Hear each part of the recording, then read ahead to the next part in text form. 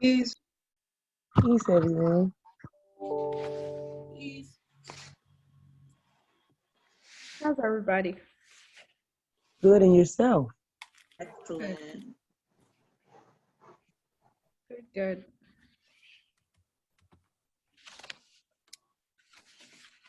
All right. You had a long day. Yeah. I said you had a long night and long day today. You must be tired. I am going to thoroughly enjoy getting a full night's sleep. Great, great. All right. But I can't make you guys wait forever. So today we're going to do a little bit of demystification of the symbols that Spirit sends us, okay? So I would like to read to you something that I wrote.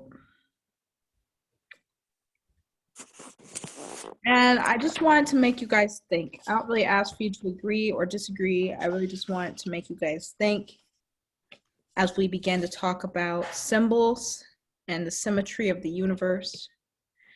First of all, I would like to ask amongst you who have taken the mushroom if you have noticed the beautiful geometry of things around you after your dose. No. I'm talking to people who have taken at least 5 grams. Okay. Yes. Yeah. I notice it every time. Thank you. In order for you to have an experience with the mushroom, the 5-HT2A receptors must be fully saturated. Okay. So, unfortunately, training dosages of 3 and 5 grams are irrelevant in this realm of knowledge. But your human experience should be sufficient enough to be able to receive this little bit of information, okay? Mm-hmm. The only prerequisite for today's course is be human. Okay? Chewing on an apple. All right, guys. So this is called Notes on the Unseen Universe.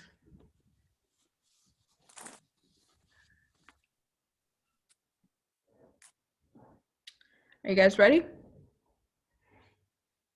Yes. Never Yes. read to anybody before. So, like some feedback from the class. This was written by me a couple of years ago when I first started writing finally. So this is Notes on the Unseen Universe. Many Americans think that the laws of supersymmetry and quantum physics cannot be observed with the naked eye. The proposal I make so boldly is that the blind may actually have a better grasp on what's behind the curtain of this material reality that is holographic than a man of perfect vision and a perfect sight. What those who have the ability to see do not recognize is that there's a difference between seeing and neurologically processing and making sense of what has been seen. The mind was not designed for self-thought. We label the voice in our head I, and this I makes up opinions of reality based on little information packets that are composed of the data that is sent from our sense faculties, our touch, taste, sight, smell, and sound.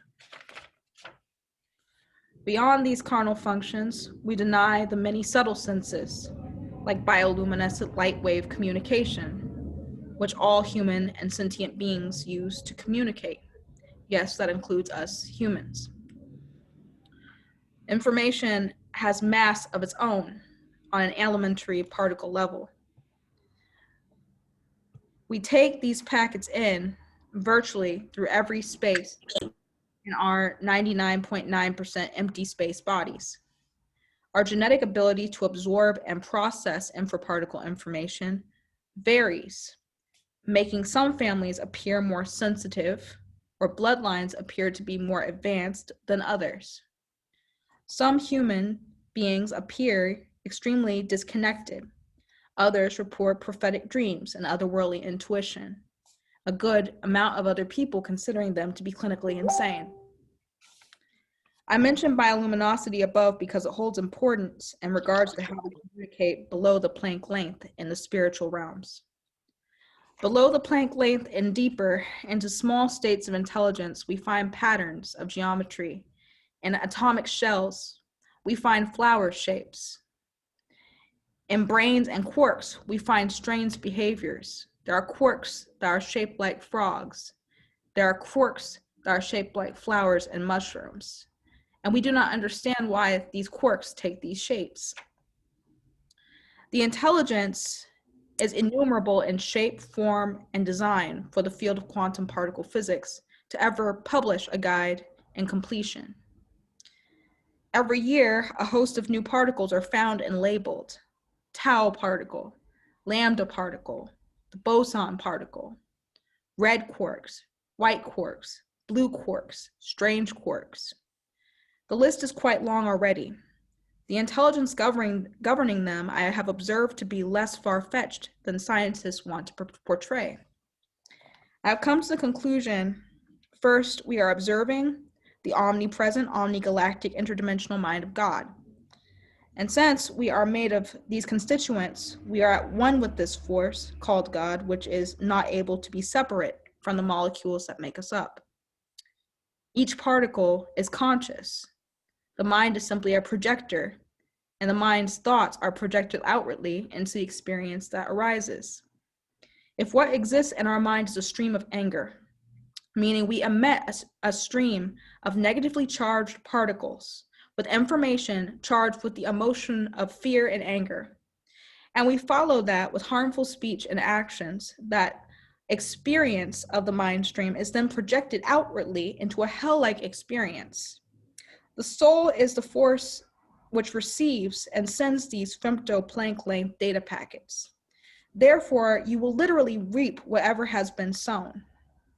This is why it is very important what sounds, smells, thoughts, tastes we allow to enter our bodies and minds to be programmed with a higher vibration. Once the mind has been negatively programmed, it creates negative experiences for the one who is emitting the negative frequency. This is what we call the law of karma. The intelligence that holds the molecules together within our kinetic field is sentient and omnipotent, meaning you will continue to reap whatever you sow until you change this frequency to match its desired state of being. Hence, being more like God, quote unquote, or the more attractive qualities of what you consider to be divine consciousness attracts more positive experiences to you. There is no energy loss, nor thought, nor utterance left unaccounted for in this reality. A fool believes his I character, the person who he considers to be himself, is pleasing to what many believe to be a God who is separate from himself. Remove this I figure, and the consciousness is ready to be merged with the omnipresence of the omnigalactic source. The externalization is a trick. Disconnection from one hemisphere and all that is felt is connection to the omnipresent. Disconnect from the left hemisphere of the brain, and you are that which you see, and you are that which you observe. Since we know that the infraparticle universe is fractal in nature and changes its behavior when observed, it would be wise to deduce that all we consider coincidence is illusion based on this delusional concept of selfness. God is not separate from man. Man is the creator, sustainer, and artist behind all that is, which is also you. This isness is often severely under-exaggerated. Same with the reach of what it can affect in singularities of events controlled by the immaterial, omnipotent intelligence of that which is. So this was just an excerpt from my journal. Notes on the unseen universe. And the reason why I felt like it would be proper to share this is because when we look at Gautam Buddha, for instance, he says all myth is reality. All reality becomes closer to myth. And I think that a lot of times the concepts that we read about in the spiritual world seem to be an external event, but they're still quantumly entangled with how you create and process your reality. They're not happening outside of you, they're happening within you. So paying extra attention to what's happening around you during this time can help you to process on a higher level why it is that you chose to create this experience for yourself. Does that make sense, guys? Makes sense. And your journal sounds like a book, girl. I love it. It's therapy for some people, actually. Beautiful expression. Let me go ahead and scroll. Today we are going to talk about a little thing that we call symbology. Who believes that spirits can communicate in symbols? Oh, yeah. Yes, yes. Oh, yeah. For sure. Who believes that Definitely. these symbols can be found in nature and in the mundane five sense reality and just in common objects around your daily life? Yes. Oh, Yep. So when we talk about symbology, what is the first thing that you notice about many of the symbols that are shown to you and by spirits in this reality? What do you notice that perhaps they seem to be very pleasing to the eyes? Not always, but They look organized, perhaps. yes, Mhm, definitely mhm. organized and Yeah. synchronistic. And Like it was done on purpose. oh, absolutely. Yes. Consistent. Yep. Well, about 60% of the symbols that we consider to be spiritual symbols are actually supersymmetric. Okay? Now, I want you guys to understand first what supersymmetry is. By definition, supersymmetry is a relationship between classes of elementary particles, bosons, which have the same spin. Or supersymmetry geometry is basically showing objects that remain symmetric no matter which direction you change or morph them into. They remain symmetric to each other, meaning they're equal or balanced. All right? So when we look at just symmetric geometry, reflection geometry, all right? That would be a pentagram. It's a mirror image, okay? You guys see what I mean? Mm-hmm. Symmetry. Now, symmetry versus supersymmetry, or supersymmetry versus multiverse even.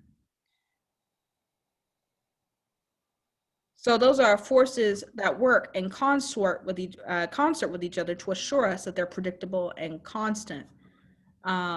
Multiverse theory is basically what people say is more chaotic because there are different things happening in different dimensions. However, I say that supersymmetry and multiverse geometry work in conjunction with each other. So when we look at different supersymmetry, the first thing I think you'll recognize is the Islamic geometry of the mosque. All right. So quasi crystals are also supersymmetric. Okay. This is something that you can probably recognize when you see it. You see this, guys? Mhm. Yes. Those are snowflakes embedded in them, like two. And when we look at things like Nsabidi, these are ancient languages and ways of communication. All right, these are symbols that are encoded that correspond to many different languages or energetic languages. Now, when you see these languages or these spirals and whatnot, I want you guys to think for a second where you see these type of images in science. Science? We're gonna pull up some gluons or something. Let's pull up elementary particles. Just show you images of what they look like. All right.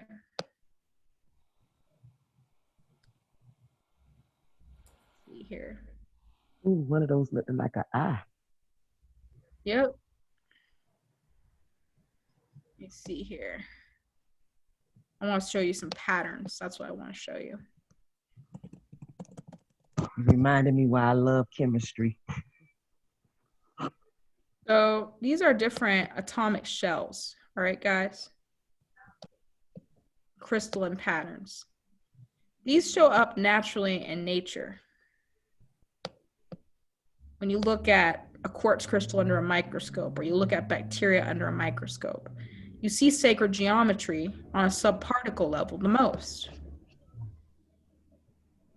So when we come back over here and we zoom in, is anyone starting to see a little bit of the resemblance between some of these so-called impossible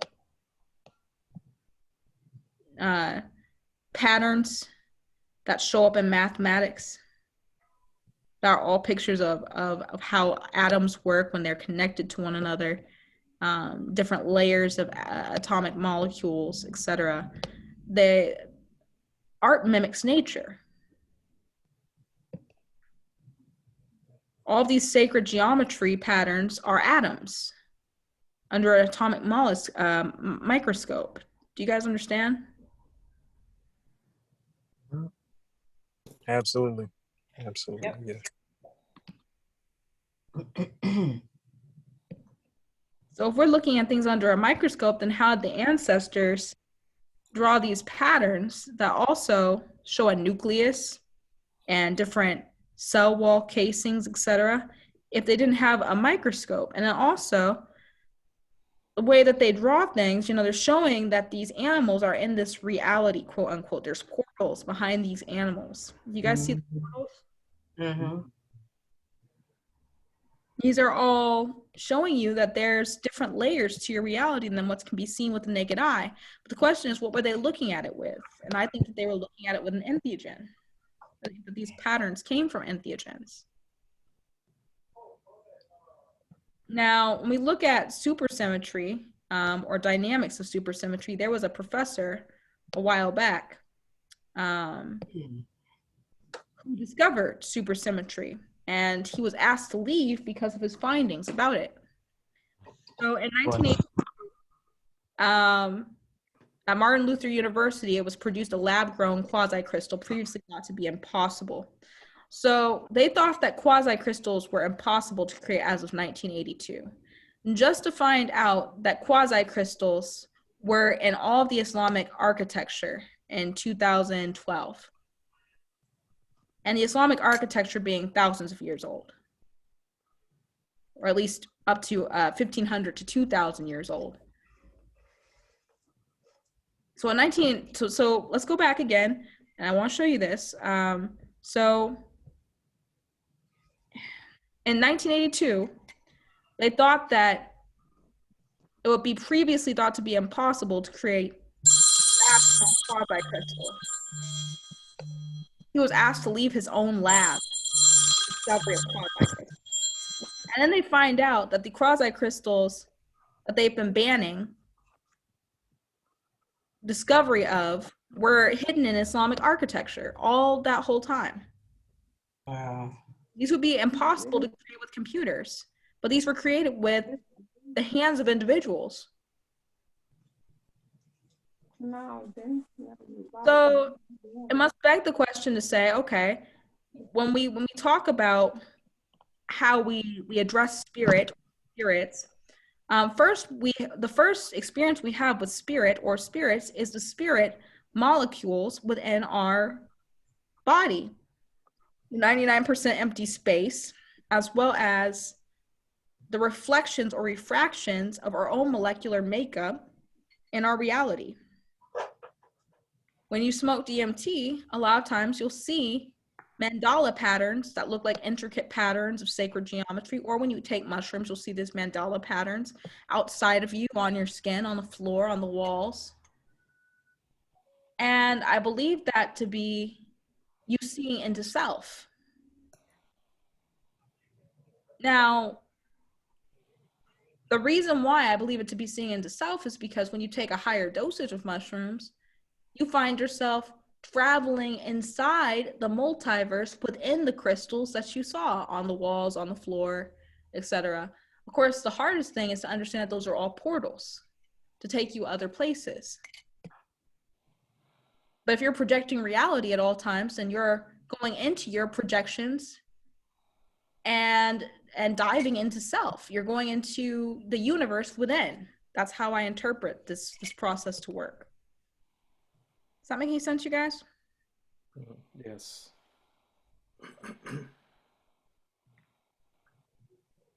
I want to hear from somebody else, because I hear a lot of times after I'll get finished talking, I don't understand. So let's talk a little bit more about understanding how sacred geometry works in the body. Let's understand that first. Has anyone looked at your skin lately? Mm-hmm. Yes. Look at your skin, now look at the screen. Same thing. Look at what? Oh, this right here on the board. You see my hand? Oh, I see what you're talking about. When I look at the skin on my hand, I see quasi-crystals that are just as intricate as these quasi-crystals that have different colors here on the screen. Looks like a rainbow in the sunlight too. Mm-hmm. Exactly. It does. And when you look at the supersymmetry, I don't know about you, but I scroll up a little bit and I look at the supersymmetry and Dinker symbols. Hi, Over Boris. here, I see this pattern in my own skin. Hi, Boris. Peace. Do you guys see these tiny little rectangles and these tiny little triangles in your own skin? Mm-hmm. What would happen if you were to get a magnifying glass and were to try to accurately draw out just maybe a micron space on your skin on paper? What do you think it would look like?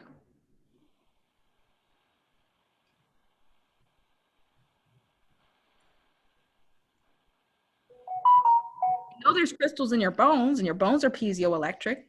So what makes you think that you're not a biocrystalline human being?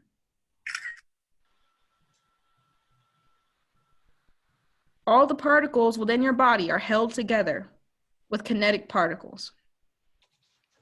They're held together, and there's empty space between all of them. So what does your skin look like on a microscopic level? Same.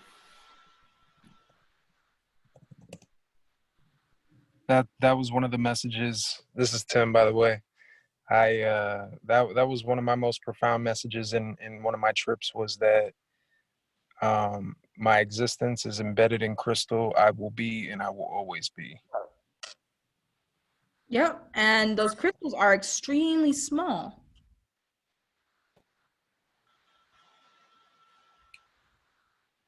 When we look at, have you ever seen an atom? This is what an atom looks like. So if you're made up of atoms, then is anything in your body not organized? Are subtle, like the misalignment of the green and red layers of atoms in this particle. So it says in the Bhagavad Gita that Krishna consciousness makes up every 144 billionth of a particle inside an atom. Oh, God, my. So that means the highest intelligence is hidden within yourself on a molecular scale, and that's what you are.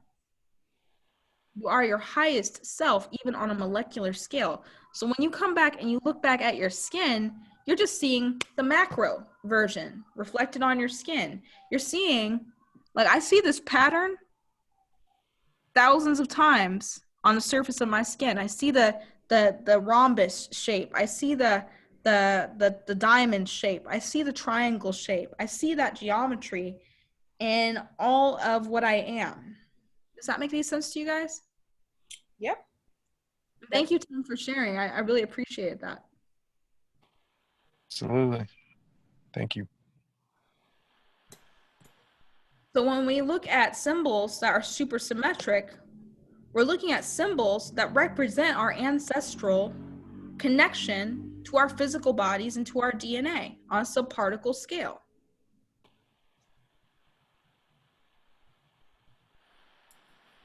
Even when we look at the tree of life, there are planets that govern the tree of life even. Now there's Kemetic versions of the tree of life. I'll even show you one of them. Let's see if I can find a screenshot of it for you guys. Let's see, photos.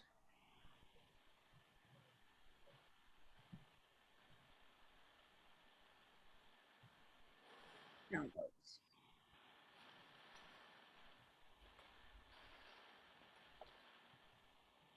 I think it's important to look at all the different forms of one system, because a lot of people think, oh yeah, I've read about the tree of life, and then they see a tree of life done by somebody different. They're like, I don't know anything about the tree of life. You guys ever have that happen before? No.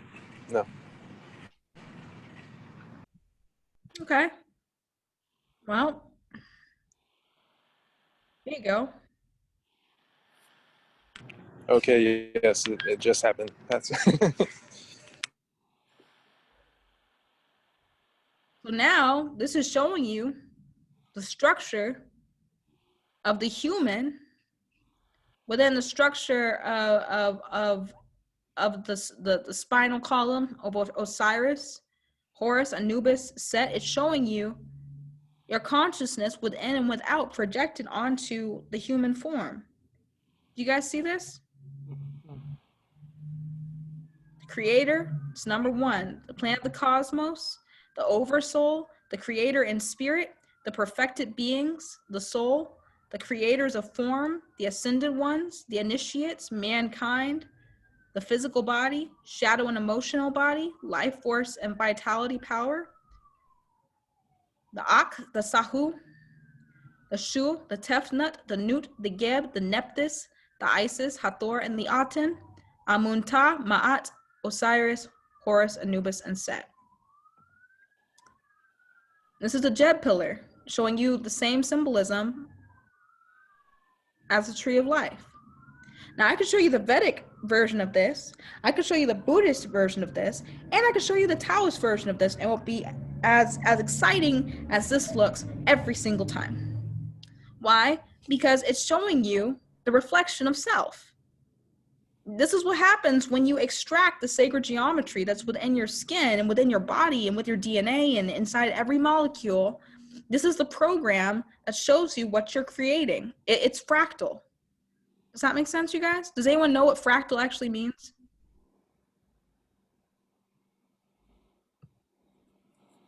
What's a hologram? It's like if you have a piece of it, it contains the pattern of the whole thing. Exactly. So it means if I cut a little piece off, then it's going to contain the pattern of the whole thing. Do you remember what Terrence McKenna made time wave symmetry technology? See, a lot of people don't know that Terrence McKenna brought some things back too. Time wave zero theory. Okay? I'm going to let him explain it to you. By which you developed the time wave theory. I understand. I read True Hallucination, so I understand it took you some years to kind of work it all out. Yes, in the Amazon, all was chaos and mythic revelation, but I knew that you couldn't bring that back as a scientific theory, and my bias has always been toward science. And out of these many intuitions and revelations, I discerned a thread, which was about time. It began with a conversation with this Logos entity where it said to me, "Did you know every day is composed of 4 other days?" And I said, "No, I not only didn't know that, it's never occurred to me." What a bizarre idea. Well, so this idea then of a time being a resonance created by other times, not immediately before or after it, as in scientific causality, but somehow a day centuries ago, centuries in the future, come together to create an interference pattern that creates the unique moment. So that was one of the basic assumptions. And then the structure on which this all was hung was the I Ching, which may seem exotic to American and European audiences, but which is, of course, as familiar to anyone in Chinese society as the Declaration of Independence is to us. And what is the I Ching? Well, it's a very ancient method of divining and predicting the future based on the idea that every moment can be symbolized by a unique ideogram, which is somehow its essence, much in the way that science believes you can explain all nature with 108 elements. The ancient Chinese took the position that time itself was made of elements. My style of thinking is scientific enough that if I were to say to somebody, I propose a revolution in physics based on what I know about an ancient Chinese divinatory system, that would seem foolish to me. It seems occult. It seems unscientific. Why should an ancient Chinese book of divination hold any insight whatsoever for modern physics? But the uncanny thing about the I Ching is that it seems to work. Even in the hands of its critics, it seems to work. So let me try out a metaphor on you, which I think makes much more clear what's going on here. Visualize for a moment sand dunes. And notice when you look at these sand dunes in your mind that they look like wind. Sand dunes look like wind in some sense. Well, then analyze the situation. What is wind? Wind is a pressure variant phenomena that fluctuates over time. In a way, the sand grains moved about by the wind are like a lower dimensional slice of the wind itself. And Okay, so did you guys just catch what the jewel that he just dropped on that? Yes. So what I like about what he has to say, he's kind of long-winded, you guys, but if you follow what he has to say, he's showing you that in all things, there's a lower dimensional representation that automatically shows you the higher dimensional explanation in a lower dimensional form. So he's saying that by looking at sand dunes, when you think about what the wind is, the sand dune is showing you by existence what the wind is. Does that make sense? The fact that it exists in a certain pattern, let's just pull up a sand dune just to show you. Just want to show you about like what I really gather from what he's saying as far as it pertains to the holographic universe. So if we look at the sand dune, this happened over time. So if you looked at this picture and never encountered wind in your life, you'd be like, okay, that's what happens when wind hits sand and keeps blowing on it for however long that sand dune has been there. The same thing exists for us humans. We are the lower dimensional representation of divine existence portrayed in our lives over time. Does that make sense? Yeah. It also looks like ocean waves too. Mm-hmm. And there was an ocean here before, so it's still a lower dimensional representation of what has always been. Just like we are a lower dimensional representation of what we always have been as well. Divine creator beings. Does that make sense? Mm-hmm. Absolutely. But the way that you live your life over time is going to show you holographically how that relates multidimensionally to your highest self. It's just you have to really view yourself from the higher representation to really see your actions as, okay, well, this is the imprint of divine consciousness in everything that you do. You really have to meet yourself on that level to really recognize that you're an echo, a lower dimensional echo of your higher dimensional Is self. it frozen? No? Are you there? Yeah, I missed. I guess it cut out for me. I said, you know, it really takes you seeing yourself from a higher dimensional level to really recognize that the fingerprint of divine consciousness and divine intelligence is on everything that you do, literally. So if that's the case, and when that exists on a subparticle level as well, if we're creating the universe around us and projecting it into being, then wouldn't we have to be able to do that on a subparticle level as well? What I recognized by smoking Acacea DMT was that on a molecular level, when you express gratitude, you're doing a way of infraparticle research. Me and Baba Kalinda used to talk about this from time to time. And he always managed to know what I was talking about, even though sometimes I felt like I didn't. Infraparticle research is the act of looking at yourself under the microscope of your divine consciousness and looking into every molecule of your being and seeing if its records check out. If you are grateful on a molecular scale, you begin to glow because that particle begins to become supercharged. You're giving thanks on a molecular scale. That makes sense, you guys? Mm-hmm. Yep. That means that when you make a distinct change in your higher consciousness, it refracts or reflects into every single molecule in your body and then projects into your reality and creates that reality based on the frequency that you've been projecting this whole time. It creates an experience for you that is reflective of what's going on inside your physical form. What charge your particles emit determines what you receive from the reality that you create. Does that make sense, you guys? Law of attraction. Exactly. We're talking about the psychonaut particle physics version of the law of attraction. Why does this matter? Because if you use something like, even when we're talking about incense, if we use something like frankincense to charge all of the particles inside of our bodies, internally and externally, then what are we doing? We're changing the frequency of ourselves on a particle scale because we know that the energy of the frankincense can penetrate our bodies completely. We know it can penetrate through the layers of our spiritual body, of our etheric body.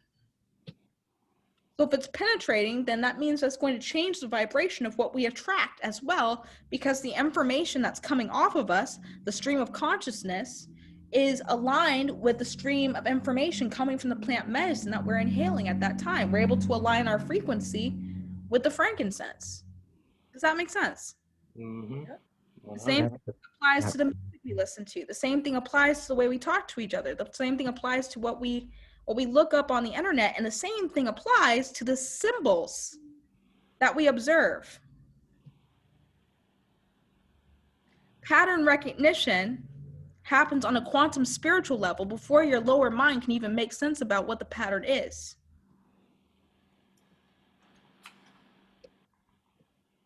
Everybody knows what a picture of your skin looks like. Your brain is smart enough to know when you're seeing something that's super symmetric, and you're able to relate that to your existence as a human being. Does that make sense, you guys? Yeah. Because your consciousness is super symmetric.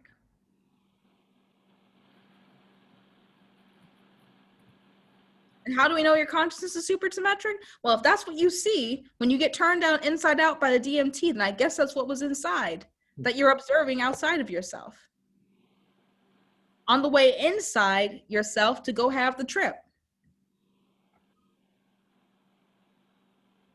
Does that make sense, you guys? Yeah. The gates are super symmetric because that is the crystalline pattern that holds your body in stabilization. Once your physical body destabilizes from your spiritual body, that destabilization takes form in charged particles that show up along the flesh of the skin and everywhere in your living room or outside of you, because you're destabilizing from this reality and you're entering the gate that helps you to go inside of the portals within yourself. You destabilize from this reality, you go into where the projector booth is, and that is your divinity. That's your divine consciousness. You zoom out. Does that make sense, you guys?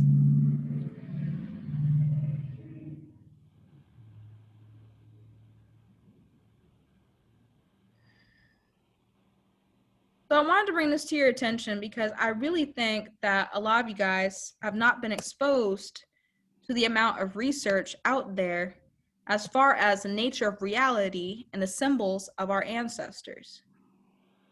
All right? Symbols of power, Andinkras, and the nature of reality. I challenge you to look up Andinkra symbols and take some of them into your trips and see what happens to them, because these symbols fold up and create objects in the multiverse. Some of them open up gates into different places in the multiverse.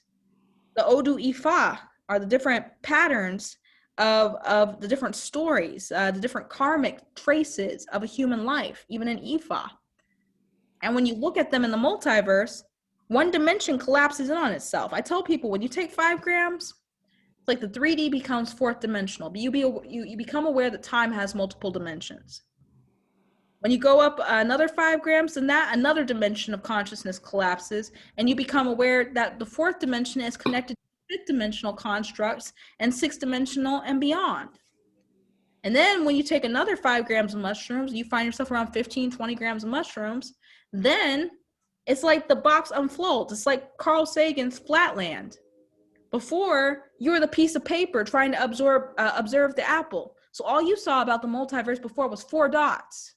You saw the entities on the wall. You saw the entities in the floor, but they didn't seem real to you. They were just in the wall. You're like, oh, these are pretty patterns, because you were in Flatland.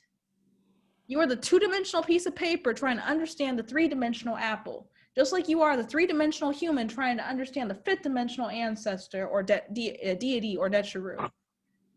You got to become the 5th-dimensional deity or Necharu to understand the 6th, 7th, and 8th-dimensional aspects of how the multiverse works. That's why at 20 grams it's a nowhere's trip, because now you're not staring at the ancestor in the wall. You are your ancestor. You are your deity. You are your higher self. You are that God being. Does that make any sense, you guys? Mm-hmm. Oh, yeah. Instead of being the piece of paper looking at the bottom of the apple saying, well, the apple has, the way I could describe Mr. Apple is it's 4 dots. Because you're trying to relate everything to the other pieces of paper, just like you're trying to relate everything in the multiverse to your human existence. That's not the point. Does that make any sense, you guys? Yeah. I once had this realization a long time ago, where the thought came to me of that, like, my great grandmother, when she gave birth to my great grandmother, it was like she was giving birth to herself, and then it was like over and over. So meaning, like, my grandmother, when she had my mom, she gave birth to herself. And then when my mom had me, she gave birth to herself again, but it was like ascending, like the longer you went, the more you learned through the experience. Oh, the world. So I've always felt like I am my ancestors, and my ancestors are me. You're the sum of their greatest experiences. And then when you work with your ancestors, you're able to polish up their experiences. Yep. Does that make sense? Because then you're able to heal your ancestors, and their wisdom becomes like a pearl, an indestructible glowing pearl of enlightenment. That's why I think the Yimings are so freaking funny, because not only do they hold information, but they're a direct multidimensional link to what happens when you heal an ancestor. When the ancestor realizes that it's the light, it's the divine being, or they're the divine being, you know what happens? That part of them that's inside of you also has that same realization at the speed of light. And you release the baggage of the trauma that they were holding as a human being. That's what they call the pearl of wisdom. Don't give your pearls to swines, because those ancestors are only going to give those pearls to lineage holders. And you can see when an ancestor gives a pearl to a human being on this side of things, they start to glow. They start to emit a different energy, because now they've got everything that their ancestor learned about reality, and they don't even know they know it.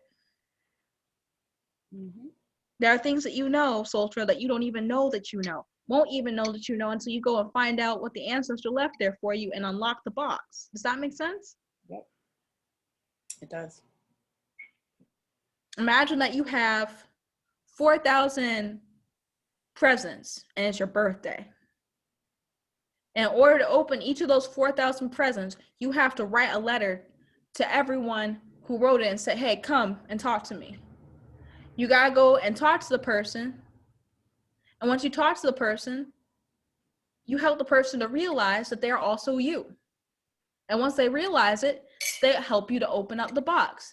And the gift that's inside is their enlightenment. Does that make sense? Yeah.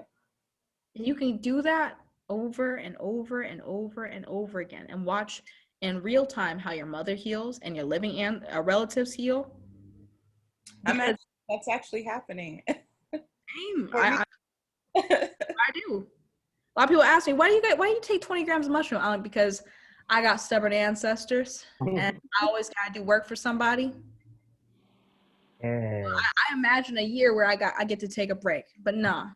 One of my favorite beings in the whole wide world passed away this year. Baba Kalindi passed on, so now I got somebody to hang out with up there. So no, I'm not gonna stop taking 20 grams of mushrooms anytime soon.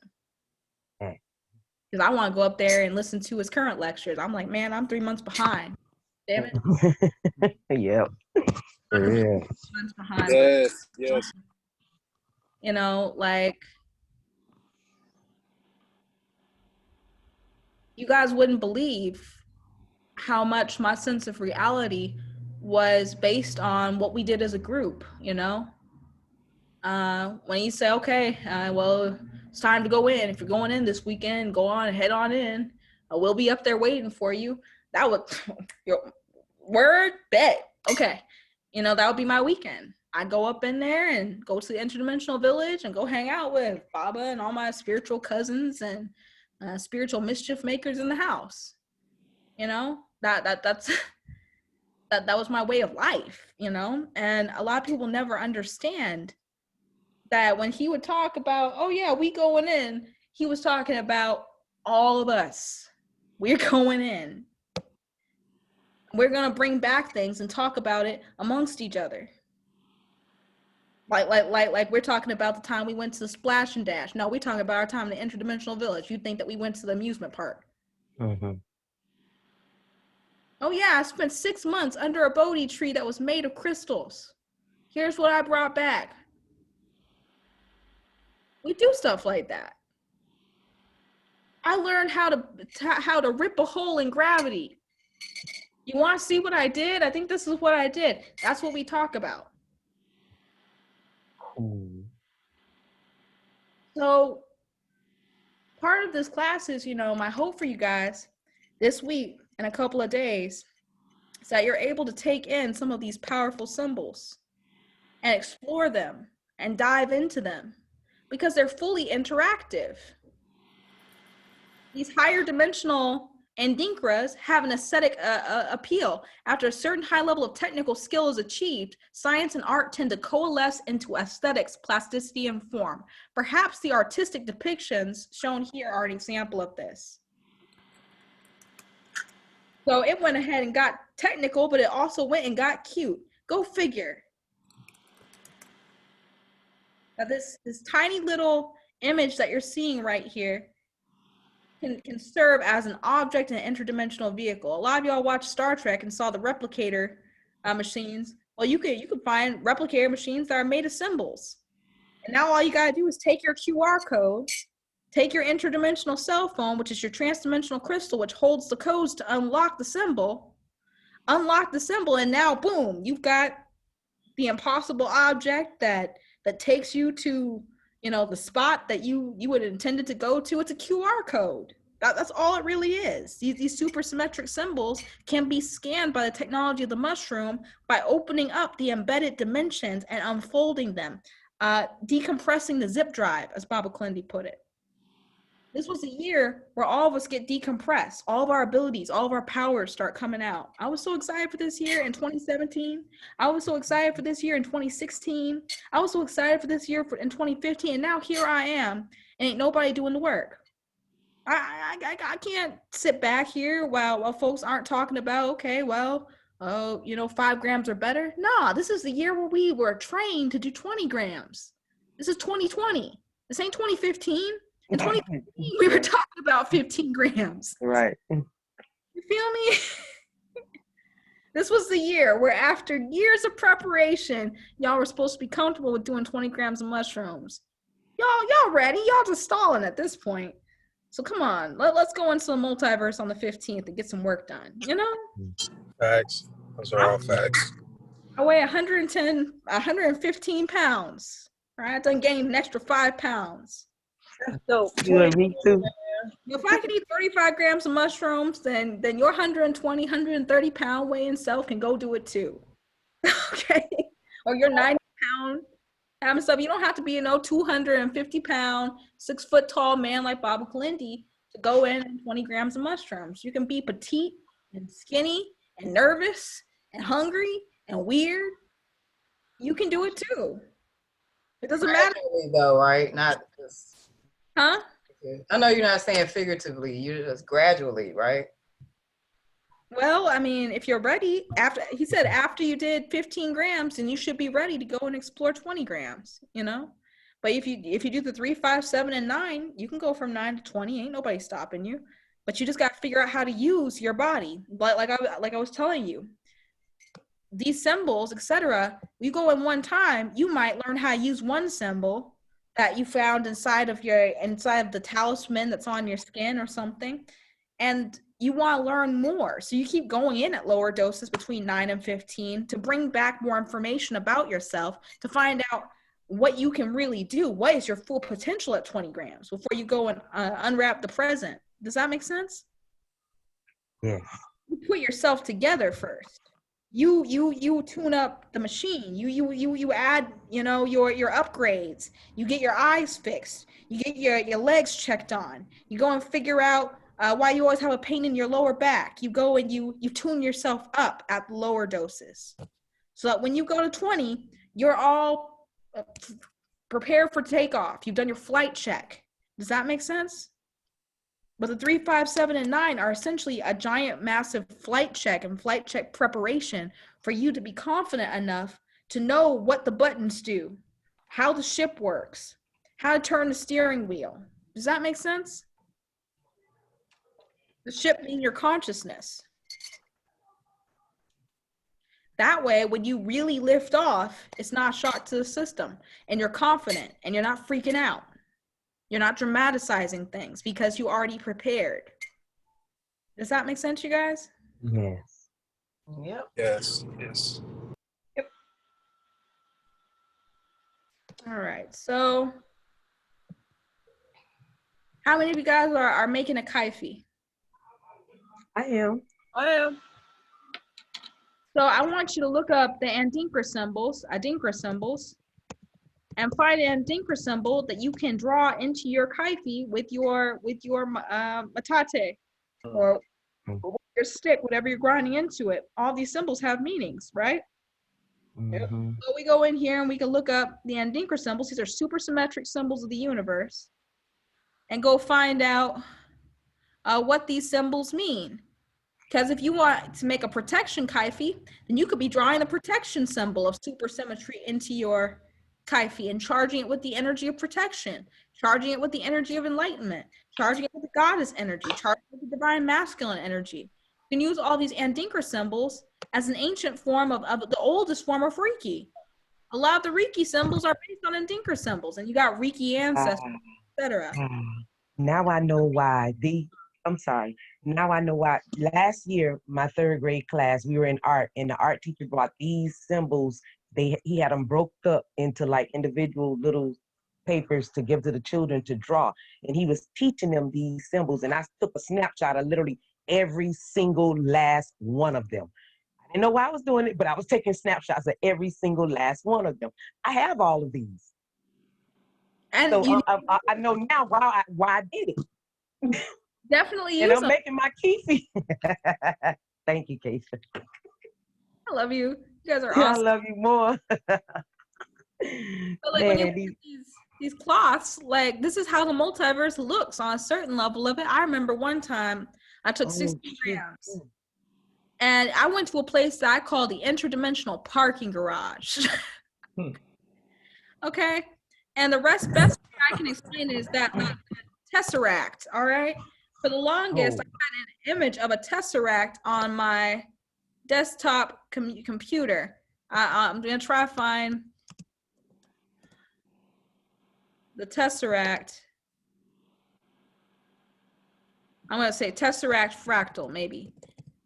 Come on now. Boom. Okay. So I found myself here. This is where I was. Okay. I call this the interdimensional parking garage. Wow. And I was standing somewhere on one of those bricks, right in that region. I was standing right there looking like, what the fuck? I looked down and I could see like 12, 50 stories down. It was all bright blue and electric. I looked through the wall and I could see like 50 stories that way. It didn't even matter. I was in an apartment complex.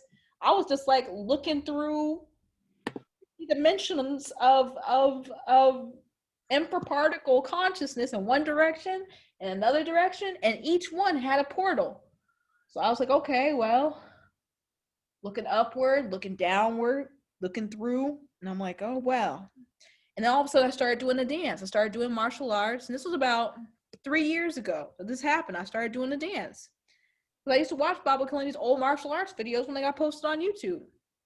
And that was even before I even knew about the Sumerian Institute. I was like, oh, he does like martial arts. Okay, I'm going to do what he does. And then eventually I started doing the dance and I'll go zinc.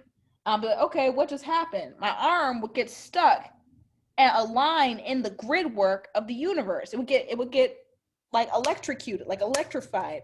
I would reach my arm out and it would snap to that line of energy, that bright blue line of energy going up through the floor. And I started dancing in these patterns, and these patterns would lock on like Lego blocks or something, but much quicker. Like it'll just snap into place. And then the energy of the grid work, man, I was bringing back stuff that was insane. And that's what I do. When I go and train, I take 9 grams of mushrooms and I do the dance, and I bring back a lot of information. Like I remember one time I shared, let me share it here. Let me see here. That is so cool. I think I actually shared it on my Facebook page. Let me see if I can find it for you guys. You guys want to see it real quick? Yes. Looks kind of, it looks pretty different. Like, let me see if I can find where I shared it. When you take 9 grams of mushrooms or 16 grams of mushrooms and you go and train the multiverse, you're not training in this reality. You're training in the hyperdimensional realities. So you're able to move and have the dexterity to know where the hyperdimensional energy is going to be the highest for you to move your arm. So you punch, and you're punching in alignment with the universe's energy, or with this line that just goes into infinity of supercharged energy. And when you punch, it's 1,000 times more powerful because you're able to grab onto these energy threads that are everywhere around you. That's why in like C-Lot, when they have you moving in a triangle, I'm like, oh, I know exactly what that is. Because if you move to the right, then there's going to be that grid, and it's going to propel you to have the force and inertia to get the maximum power behind that punch. Does that make sense? Yes. Yes, it does. Well, I highly encourage you guys train on 9 to 16 grams of mushrooms. I encourage one of my brothers to take 16 and go train. He trained for 6 hours straight, Thunder Voice. My brothers. And after he got done training, he passed out. I still haven't seen the videos from that, but I still want to. Yes.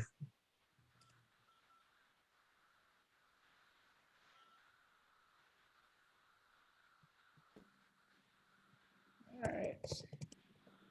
What's everybody doing tonight while I'm looking this up? Can't complain. Doing good. It's a whole party downstairs. They're watching a game or something, I guess.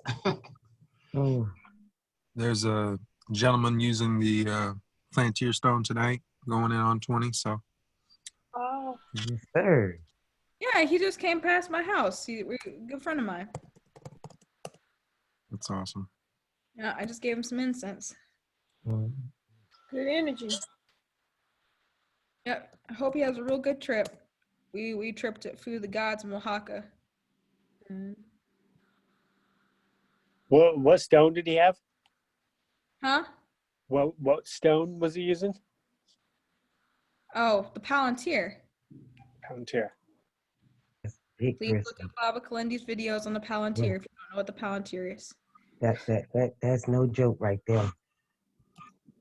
I'm sure you never heard of it. Okay, y'all need to go get educated on that. You be in this class and not even know what the Palantir is. I'm gonna clear my throat because she might just fuss y'all out on that one. Go watch Baba's his videos on Facebook. You really need to do your own research when it comes to that stone, because I was introduced to it through mythological movies. You've seen it in the Lord of the Rings. If you've seen the Lord of the Rings, you just didn't know what it was. Exactly. But that wasn't even what it was. That was the lower dimensional representation of what it was. This thing's not even a stone. This thing's cloaked. This thing has a mind. This thing's been observing the universe for 10 million years. Yes. Alive. Yes. Keisha, me and Mama Yana had a conversation, and I told her I owed her an apology because she didn't want anyone to touch the stone at the conference. I heard her say that, and I told her later on that night, everyone was like, taking their turns touching the stone. And I was like, shoot, should I touch it? Me and Carol, we was like, I don't know, should we touch it? And we ran up, we was like, yeah, we gonna touch it. And I was like, Mom, I owe you an apology because I remember hearing you say you didn't want to. You owe the next person who's gonna sit in front of the Palantir. Yeah. You owe the person who's next who's gonna sit in front of it an apology. You know why? Because you put all your energy on it. So now the next person who actually activate the stone gotta take all your energy off before it go access the stone. But check this out. Like it said, do you remember me? It doesn't matter if it said, do you remember me? Follow instructions next time. Yes. Me and Mama, we gonna have us a separate conversation about that. We gonna have us a separate conversation about that. I know it remember you because it was the house stone. Of course it remember you. But at the same time, you gotta make sure that you wait until it's ready. It's been prepared. It's in its infant stage. It needs to be programmed and set up by the folks who signed up to program it and set it up before folks are just touching it and using its energy for their own. Nah. Right. Yeah. Nah. And that. Cause it ain't no joke. It ain't no joke. No, this is not a joke. This is not a test. Oh, you're talking No, about that I crystal. can confirm that. This is not a test, y'all. This is not a test. This stone is probably the most intelligent being that our universe has. It is the weapon of our house, and is also the sentient being that is here to help us to elevate to an entirely different dimension. You contaminate that stone, it's on you. You feel me? You're still responsible and accountable for energy, because it's going to take your energy. It's going to take whatever is on you off you, which is good. But for it's still got to process through that energy. Does that make sense? It's still a sentient being. It's not just a rock. Yes. I saw it doing like this at the conference. It was level. It can go anywhere. I was like, Anything. is that thing moving? Yeah, and it was irritated. It was like, it was on stage, like, why you got me on stage? Who are all these? What is all this energy? Like, what? Where you guys got me up at? You know? So be kind to the stone, because that stone is not an ordinary rock at all. It scared me half to death. Yes, sir. Yes, sir. It starts to uncloak itself and open up its eye and stare into you, and you're like, hi, and it's like, hi. And you're like, well, so tell me about yourself. And you're like, I got an interview with an alien stone. Yeah, right. I believe that we should be here to help, the plants and other humans. And so you're a pretty decent human. Yeah, I think I'd say so. Okay. So why are you here? I'm like, Baba Kalindi. He's like, I got it. Let me take over the controls. I'm like, okay. All right. He got it. That's all that matters. But at the same time, it's authorized user only, so I'm really grateful that it's encrypted, and, Baba Kalindi is able to work with it and direct the energy in which directions it needs to be directed. This would be a great night for you guys to all take 5 grams of mushrooms and really absorb the energy from the stone activating, because when it activates exponentially. So reality shifts whenever it activates. That's what Baba Kalindi taught us. It's a Wi-Fi hub. So if you got the frequency codes to be able to tap into the Wi-Fi hub, you get the freshest download. Does that make sense? That was the purpose of the transdimensional crystals. Yes. Is to be connection devices to link up to the Palantir, so the Palantir could send us all the information from it. Wow. So if y'all didn't get a transdimensional crystal, y'all missed out. He was selling for $60 maybe 2 years ago. He had to go into the multiverse and download the codes and encryptions into each and every stone, and then go find out which stones belong to which people. That's some work there. That's some work. That's priceless. That's literally worth more than anything. I don't care what super conscious Ormus orgone device you think you want to pay $100 for. Transdimensional crystals are worth more than 4,000 lifetimes of me searching for special instruments combined, because I left this one here for myself. He just happened to find it and hand it to me. I just paid him the finder's fee. Does that make sense? All right, guys. Yes, it does. So I appreciate each and every one of you. I think I'm going to end class early tonight, mainly because of the fact that we do have a lot of information to cover on demystifying Reiki symbols, and I want to get started on that on a fresh day, if that's okay with you guys. Yes. So that's the next level in our course, is demystifying Reiki symbols and going into the Coptic church symbology and the different herbs, the Shigama Dubamba and the Ethiopian copes, okay? Oh. All right, you guys? Yeah. Dule. Yeah. I bribed you guys by reading from my black book. I'll read from my black book more, I promise. If you like it. Really?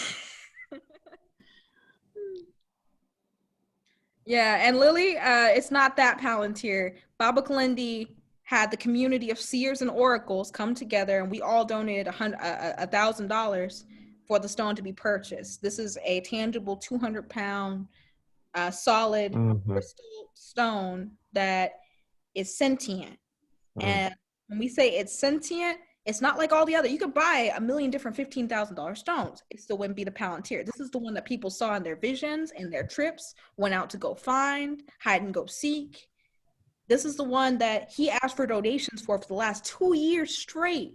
So I know y'all haven't been following Baba Kalindi if you haven't seen anything about the Palantir, because for 2 years he was asking the community for donations for it.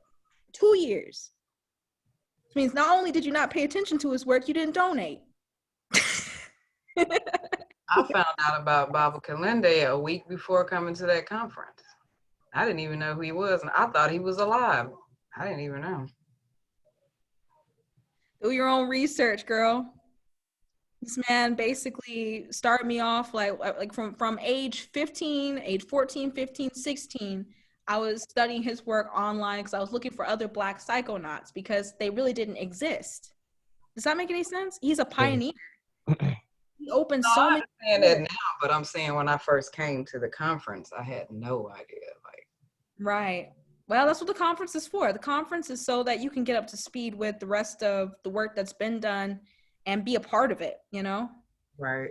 And involve yourself. You know, we want you to be involved in the projects that we do. We want you to be jumping into the multiverse with us.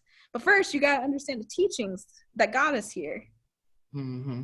You know what he said? He said that when folks start coming in at this time, it's going to be too late for them to learn how to use the transdimensional crystals from scratch, etc.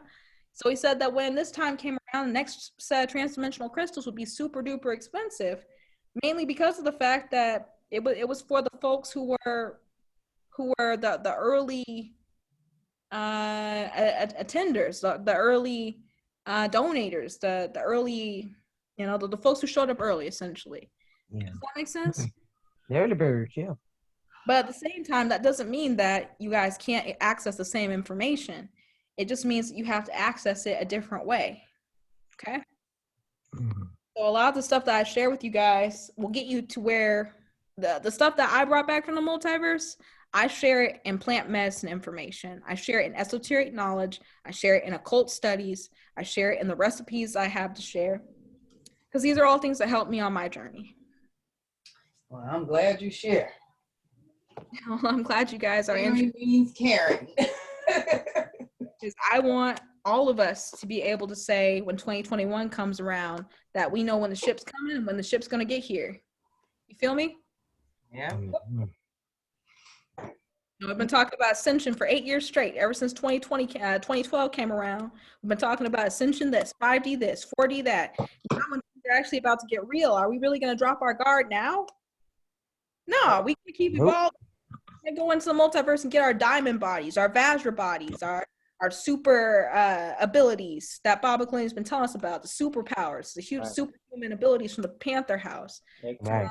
From the Dogon people, from the Olmec people, the Were Jaguar people, you know, the Falcon people. We're going to get all of our abilities back, and then we're going to be prepared for whatever comes next. That's what we're going to do. Mm-hmm. Ashe? Shay. Shayo. All right. Well, I love you guys, and I'm going to retire early, and I might even take a couple grams myself and go do some work. Because it's about that time, you know, it's getting towards the 15th. And, you know, those of you who need medicine, Magicianal Explorer can help you out. You get with him. Okay? Thank you. All right. Okay. Well, does anyone have any questions before we call it a night? I want you guys to hit me up on office hours. 11 to 1. Yes, that's a must. And get with me tonight for what slot you want. Get with me tonight for what slot you want, okay? Okay. I'm going to do 6 slots, 11 to 11:30, 11:30 to 12, 12:30 to 1 o'clock, 1:30 to 2 o'clock, all right? I'm going to do that every day until Monday, Saturday, Sunday, and Monday. Got 4 slots a day, all right? So that's enough for 12 folks to have one-on-one time, okay? Okay. We can really chop it up. Okay. And we'll still do study hall on Monday. Study hall is going to be longer because I slacked today, and didn't give you guys the information about the symbology stuff. So we're going to spend some extra time in study hall on Monday to make up for it. I promise. I appreciate you guys. Flag, I don't think you're ever slacking. Everything is in divine time, sis. Right. All these downloads we getting is amazing. So Priceless. At the same time, I'm still going to strive for the highest standard, right? Yep. Right. Do your best, never let it rest till your good is better and your better is your best. All right, guys. All right. I'm going to say peace for the night. Thank you guys for coming to class tonight. What I want you to be meditating on tonight is how you can incorporate your knowledge of symbols into your entheogenic work, okay? I'm going to check your homework, and we're going to discuss it first thing at the beginning of the week, because we're going to be talking about what you can do with the alchemy that you have and what you can do to transform what you've got into something that is more, I guess you could say, a higher frequency. So now we've talked about what it is that you want to do to change yourself on an interdimensional level, on an infraparticle level, on a subparticle level. Consciously, you want to change your frequency. We know we have herbs and plants that change your frequency. So how do you imbue the frequency into your medicine? So when you take your medicine, the change happens from the inside out. So we're going to talk about that and how the use of symbols will help to allow you to do Reiki on your alchemy. Okay? I can't wait for that, girl. Yes. Especially us practicing Reiki. Yeah. Yes. And we put our symbols, sacred symbols, into our medicine. We charge it with the intelligence of that interdimensional QR code. Oh, okay. All right. So that's part of how you transform. Charged with the elemental essence of the Melchizedek.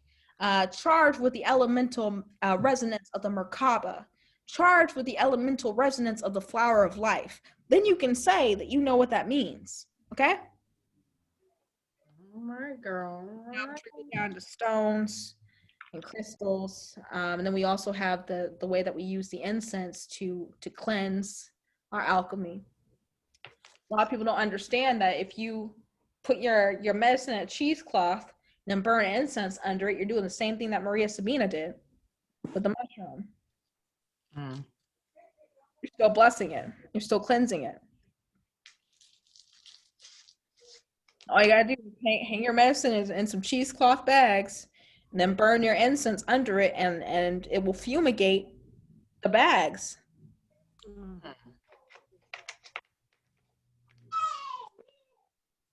All right, guys? All right. Good night, everybody. Good night. Thank you, guys. Actual Well,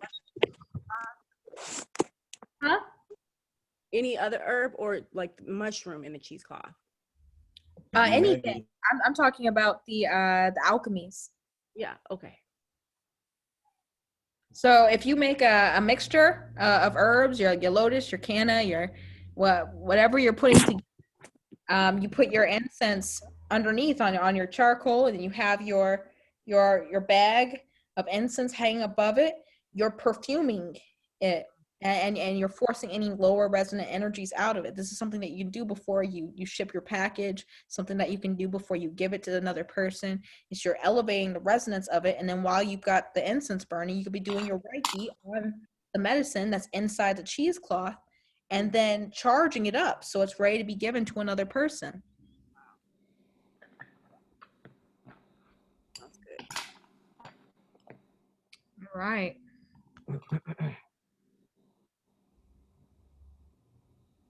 love you. Love you guys. Love you too. Love y'all. Love y'all. Yes. Peace. One I'm love. gonna see Saffron in a minute. Where's she at? I don't know. I know it's what I'm wondering too. Saffron. Bad And Sincere and Ife. I spoke to Saffron. You okay? Because She's good. Yeah, I think she said she was just gonna take a little break. okay. I think she said she emailed you, Acacia. She did? I think she did mention that. I think I accidentally opened her email during class one day. Okay. Yeah, I think it just shows red now. Let me go search for it.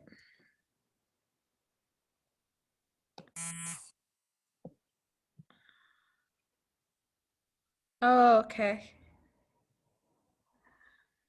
Okay, all right. Okay, well, she'll be back by October 20th, so that's cool.